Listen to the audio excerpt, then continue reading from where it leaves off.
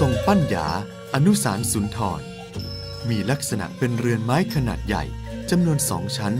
เป็นรูปแบบเรือนของคหบดีหรือผู้มีฐานะนิยมสร้างขึ้นในช่วงสมัยที่ยังคงได้รับอิทธิพลด้านสถาปัตยกรรมแบบตะวันตกเกิดเป็นรูปแบบที่มีการผสมผสานระหว่างสถาปัตยกรรมในยุคโคโลเนียลกับเรือนพื้นถิ่นล้านนา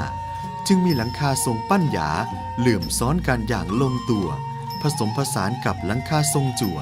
ที่ยังคงมุงหลังคาด้วยกระเบื้องดินขอชั้นบนเป็นระเบียงมุกยื่นออกมาด้านหน้าเชื่อมด้วยระเบียงยาวที่ทำล้อมรอบตัวเรือนตั้งแต่โถงบันไดทางขึ้นด้านข้างยาวจรดด้านหลังเรือนภายในตัวเรือนชั้นบนเป็นห้องโถงที่มีบันไดลงสู่ชั้นล่างพื้นที่ชั้นล่างเป็นห้องโถงกว้างปิดผนังด้วยฝาไม้ทุกด้านระหว่างผนังเจาะช่องหน้าต่างเพื่อระบายอากาศ